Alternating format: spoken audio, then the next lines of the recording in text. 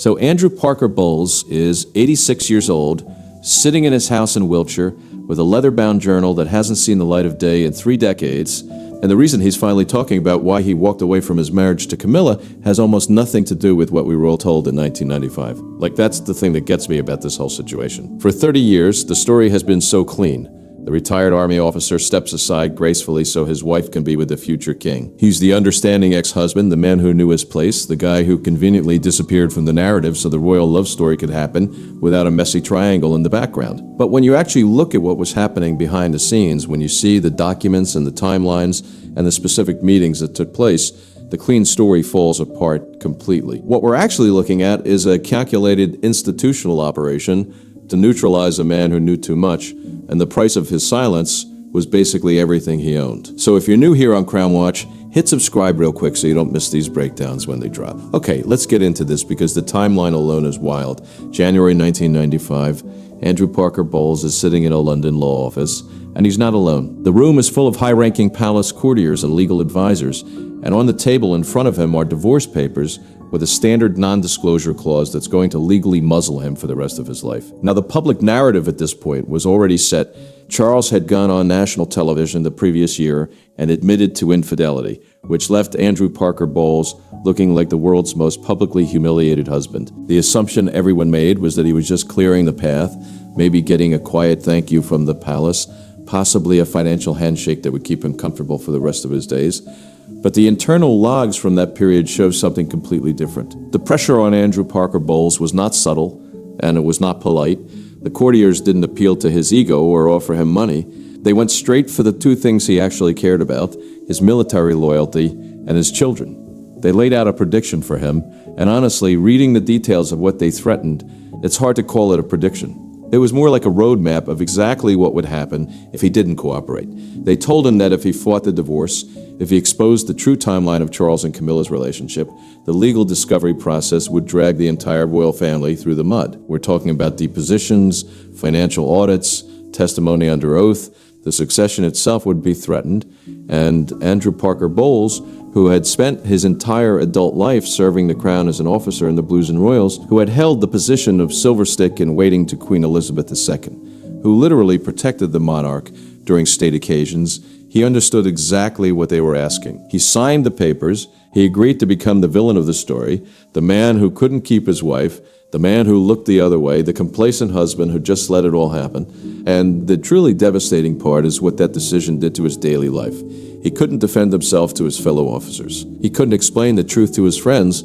He had to walk through London with the press tracking his every move, smiling politely, while headlines called him a failure. There's this specific detail from a regimental dinner in November 1997, where fellow officers actually avoided his table because they didn't know whether to offer condolences or just look away. Andrew Parker Bowles maintained his military posture through all of it, refusing to offer a single word of defense. The palace got exactly what it wanted, a clean, quiet separation. The focus stayed on a failing marriage instead of an institutional crisis. But the cost of that silence, the actual human cost of walking away with nothing and saying nothing for 40 years, that's what's in the leather-bound journal. And here's where the financial part gets really interesting, because the rumors at the time were everywhere. Everyone assumed Andrew Parker Bowles got a massive payoff. The newspapers hinted at multi-million-pound settlements. The word around London was that Charles had emptied a portion of his Duchy of Cornwall reserves to buy Andrew's compliance. It made sense, right? Why else would a man just quietly disappear? But the land registry records from that exact spring tell a completely different story. Andrew Parker Bowles did not receive a single penny from Charles. Not one. He actually refused the standard financial packages that the palace legal teams offered him. Instead, he walked away with nothing but his standard military pension. Think about that for a second. Middlewick House, the grand Wiltshire estate where they had lived, had to be sold just to cover the existing mortgages and outstanding debts that had piled up during the final chaotic years of the marriage. Andrew Parker Bowles wanted his children, Tom and Laura, to look back at the divorce records and see that their father had not sold their mother to the future king. That was the principle. He stripped himself of financial security to prevent the family name from looking like a business transaction. But the emptiness of his bank account actually reveals something much deeper that was happening behind the scenes. While Charles wasn't directly paying Andrew off, There was a powerful shadow moving through this whole situation. Lord Goodman, who was a legendary and genuinely feared legal fixer in London, had been quietly visiting the Wiltshire area under a false name since late 1994. He wasn't representing the Prince of Wales. He wasn't working for Queen Elizabeth. Goodman was operating on behalf of a secretive committee of senior politicians and Crown advisors who had analyzed the monarchy's financial stability and reached a conclusion that genuinely terrified them. If Andrew Parker Bowles contested the divorce on grounds of Charles's long-term infidelity, the court would legally demand a full audit of the Duchy of Cornwall's private accounts to determine Charles's true net worth. That audit would have exposed the sheer scale of the royal family's hidden wealth. At a time when the British public was reeling from an economic recession, it would have shown exactly how much money was flowing from tenant farmers into the prince's private pockets while ordinary citizens were struggling to pay their taxes. Lord Goodman made it clear that a public trial would trigger a constitutional meltdown. The monarchy could lose its sovereign grant entirely.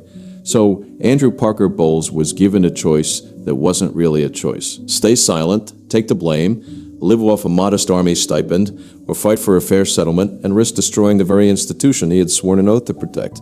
He chose the army pension. He watched the removal truck drive out of the gates of Middlewick House, knowing he had saved the crown's billions while sacrificing his own financial future. The files were closed, the house was sold, and the public believed the lie about the golden handshake. Palace officials ticked his name off their risk assessment logs and assumed the financial threat had been neutralized. But money was only the first layer of their anxiety. A far more dangerous problem was developing, and it was entirely of their own making. A military man with no assets and a broken home has nothing left to lose. And the gray men, that's what Andrew called the palace operatives, they knew he still held his official military clearance codes, his personal diaries, and his deep connections within the intelligence services. They had successfully starved him out of his family estate, but they had accidentally created an independent operator who knew the layout of every royal residence in the country. By the summer of 1995, Andrew Parker Bowles had moved into a small rented flat in London. His uniform was still immaculate, but his daily routine had completely changed. He started spending his afternoons in the library of the United Oxford and Cambridge University Club, filling small blue notebooks with detailed timelines. He was tracking the specific dates when royal protection officers had been reassigned from his own security detail to cover Charles's private visits to Camilla.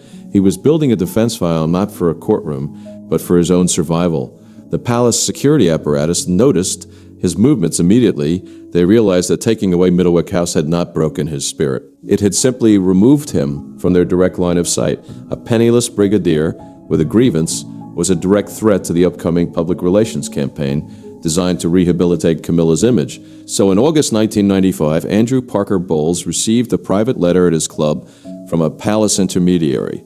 The document offered a guaranteed future for his children. It matched Tom's entry into the publishing world and Laura's art career against Andrew's continued silence. The shadow over his property shifted directly to his bloodline, forcing a final choice between personal justice and his children's success. But before all of that, before the divorce papers and the financial ruin and the threats to his children, there was a moment at the Badminton horse trials in May 1991 that completely reframed how Andrew Parker Bowles understood his own life. The rain was pounding against the canvas of the hospitality tent. Inside, it was all wet wool and damp earth and expensive champagne, the usual country set scene. Andrew Parker Bowles was standing near the back exit with a gin and tonic, scanning the crowd of aristocrats and military officials, when a sudden hush moved through the tent. Princess Diana had entered, flanked by two protection officers. She didn't stop to speak with the event organizers. She walked directly toward the corner where Andrew stood alone. The press corps was trapped behind the barriers outside, their long lenses blurred by the heavy downpour. For 3 minutes, the most photographed woman in the world stood inches from the husband of her husband's mistress. Diana didn't shout. She didn't cry. She leaned toward him and whispered a single sentence that changed how he viewed his entire reality. She told him that they were both being treated as operational variables by the same gray men at Buckingham Palace. She warned him that his phones were being tapped by the security services not to catch him in a scandal, but to monitor how much he knew about Charles and Camilla's private movements. Diana looked him dead in the eyes and told him that the palace had already decided their marriages were collateral damage. The machinery of the state was already drafting the blueprints for a new court, one that required the absolute elimination of both Diana and Andrew from the royal matrix. Now, most people would hear something like that and either dismiss it as paranoia or immediately go public. Andrew Parker Bowles did neither. He returned to his quarters at the Household Cavalry Barracks in London that evening and used his military clearance to initiate a discreet investigation into the security protocols surrounding his official residence. Within 48 hours, an intelligence contact confirmed Diana's warning. A surveillance device had been planted inside the telephone junction box on the wall outside his Wiltshire home. The line was active.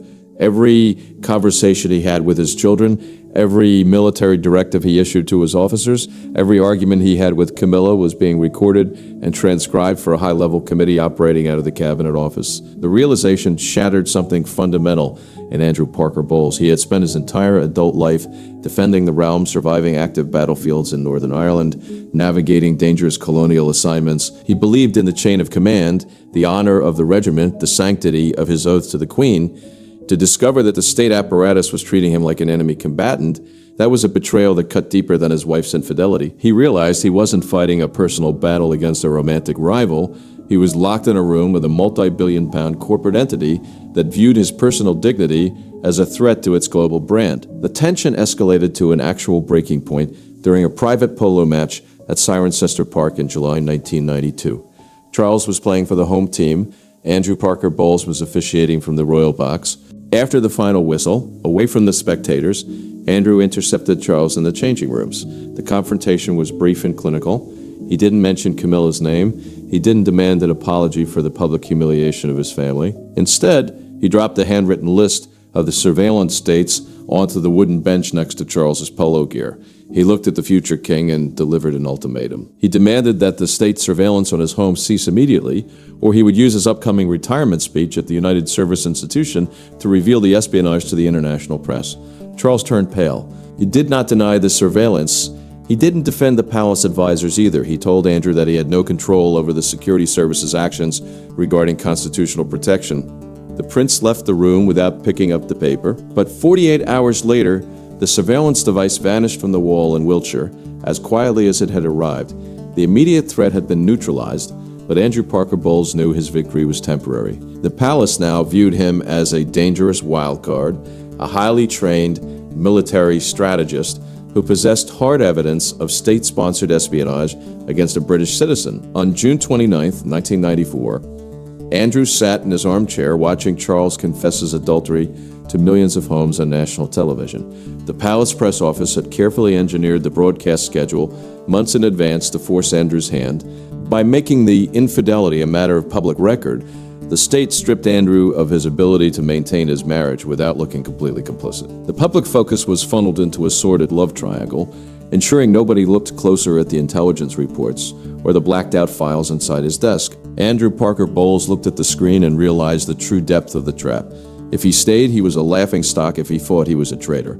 The palace had used the media to achieve what they couldn't achieve through intimidation. They had isolated him from his peers, neutralized his military leverage, and prepared the public for the inevitable final act. A few weeks later, the physical proof of this manipulation arrived. Andrew received a plain brown envelope at his London club. Inside was an unredacted copy of the BBC's broadcasting schedule for that financial quarter, along with internal memos from the palace press office dated 6 months before the interview. The documents proved the entire television event was a long-planned institutional realignment, not a spontaneous moment of honesty from Charles. Andrew Parker Bowles realized the palace had been setting the stage for his exit while he was still wearing the uniform of the Queen. He packed the scheduling documents into a small leather briefcase alongside his private logs. He knew that any direct retaliation would instantly result in a court-martial under the Official Secrets Act. The state had covered its tracks using national security laws as a shield. But the briefcase contained one final anomaly that the palace advisors had overlooked. It was a receipt for a private courier service that had delivered a package from the cabinet office to Camilla's address on the night before Diana's hospitality tent warning. Andrew locked the case, realizing the betrayal was not just a historical event, but an ongoing operation. And then there's the Hyde Park bombing file, which is honestly where this story takes its darkest turn. July 20th, 1982, shrapnel and shattered glass littered the tarmac of South Carriage Drive. Smoke rose from the remains of a household cavalry escort vehicle. The air smelled of gunpowder and burning metal. 4 soldiers and 7 horses from the Blues and Royals lay dead. after an Irish Republican Army nail bomb tore through the routine changing of the guard. Andrew Parker Bowles, then a commanding officer, arrived at the scene within 4 minutes of the detonation. His uniform was splattered with blood as he pulled surviving men from the wreckage and coordinated the emergency military response. The public hailed him as a rock during the regiment's darkest hour, but the files generated by that specific tragedy became the weapon the palace used against him decades later. The hard documentation from that investigation was compiled into a thick blue government folder labeled Operation Ironclad. For 20 years, these papers were stored in a secure basement at the Ministry of Defense under a 40-year secrecy rule. The official report detailed the security lapses that allowed the terrorist cell to track the exact route of the cavalry horses. In 1993, as the marital crisis between Charles and Camilla reached its peak, a duplicate copy of this folder arrived on the desk of Sir Michael Peet, the financial mastermind behind the royal family's restructuring operations. The palace wasn't looking at the files to study military history. They were looking for a vulnerability that could compel an honorable officer to comply. The tension turned concrete during a meeting at the Cavalry and Guards Club on Piccadilly in October 1993. Sir Michael Peet didn't present a legal brief or a divorce proposal. He laid out a single page from the Operation Ironclad files. The document showed that a young junior officer under Andrew's command had flagged a suspicious vehicle on the perimeter of Hyde Park 3 days before the bombing. But the warning had been buried in the administrative paperwork at the barracks. As the commanding officer, the final legal responsibility for that administrative failure rested on Andrew Parker Bowles' shoulders. Sir Michael Peet looked across the table and explained that if the public ever discovered the regiment had ignored a direct warning, the reputations of the dead men would be tarnished and the regiment itself could face a public inquiry. The threat was clear, precise, and entirely deniable. The palace was threatening to rewrite the history of the Hyde Park bombing to make Andrew look negligent, destroying his military legacy and the honor of the Blues and Royals. Andrew Parker Bowles knew the administrative backlog had been caused by a government-ordered staff shortage, not by his own negligence.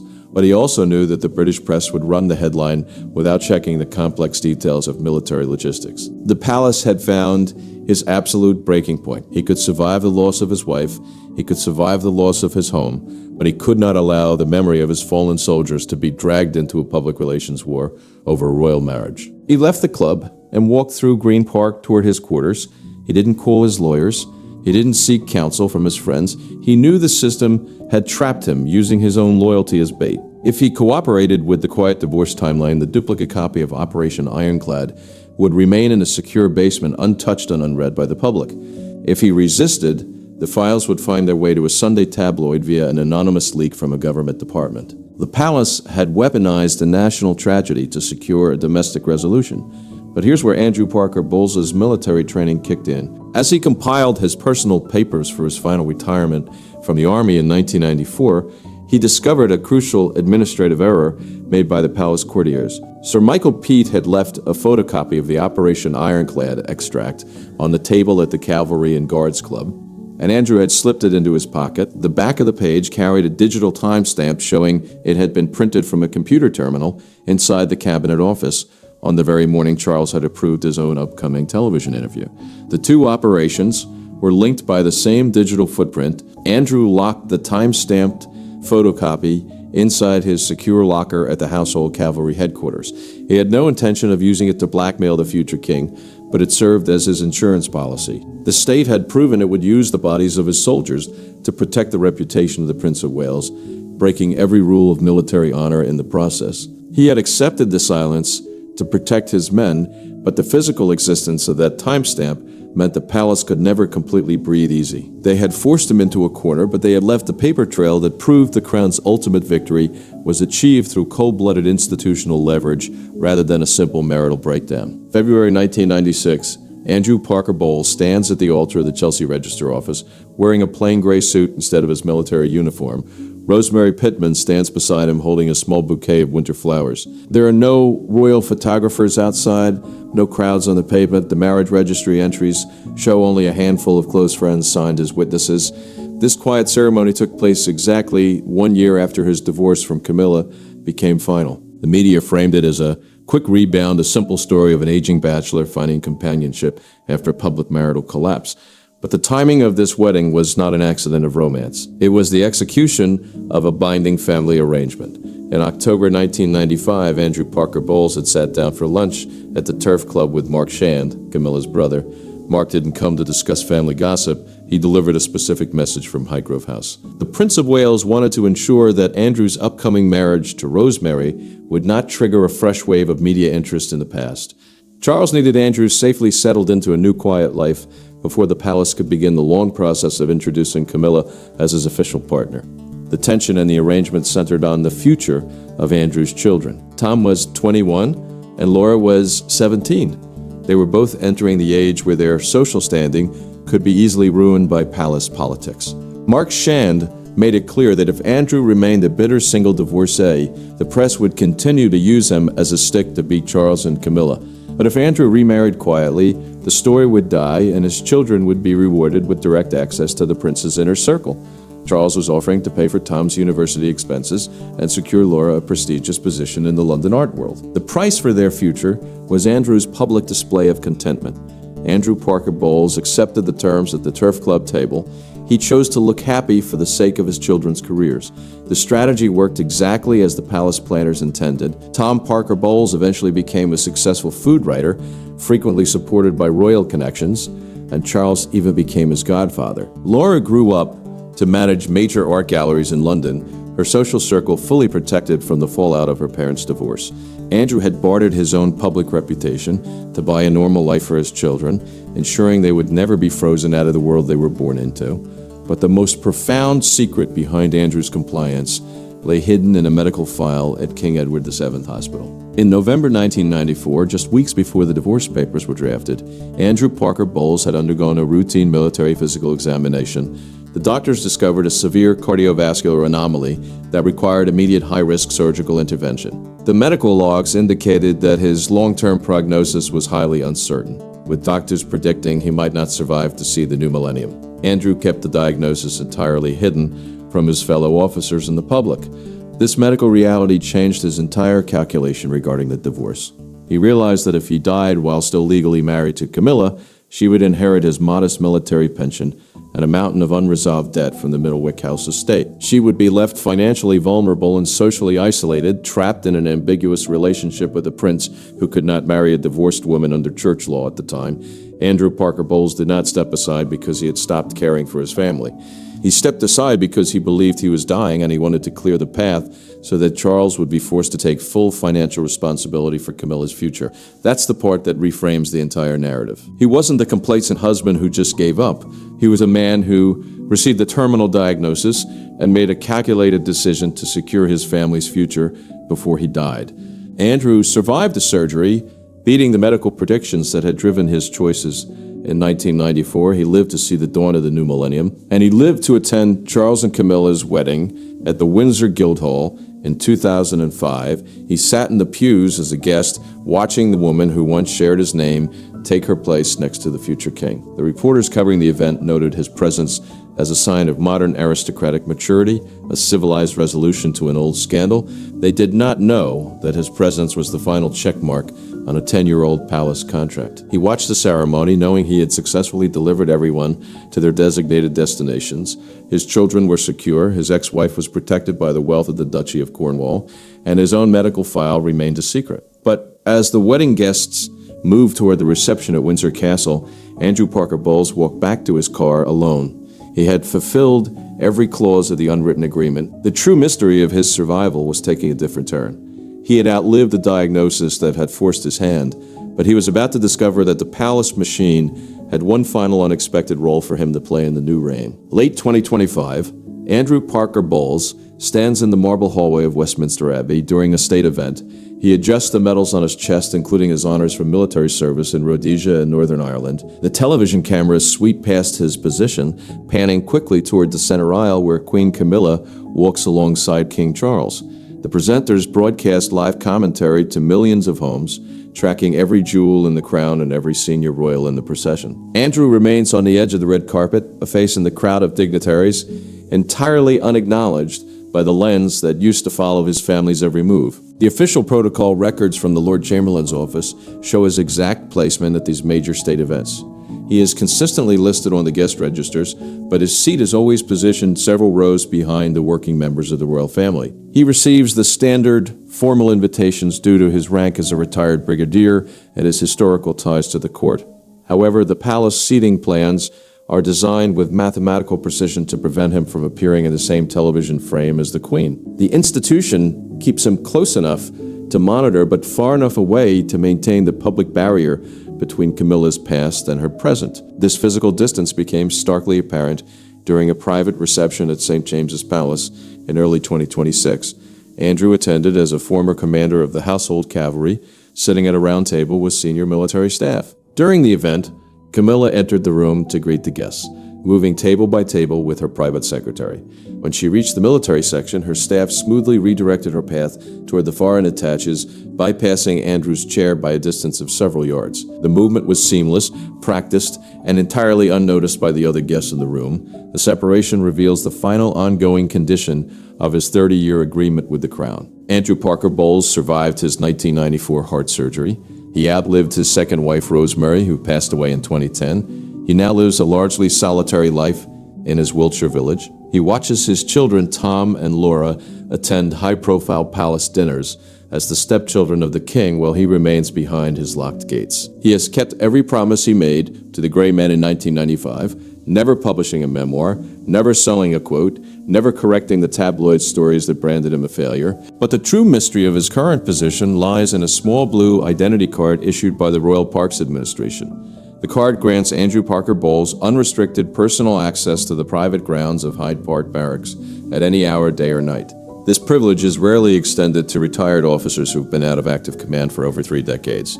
It is not a social courtesy or a standard pension benefit. The security logs at the barracks gate show that Andrew uses this pass at least once a month, always arriving after dark when the horses are in their stalls.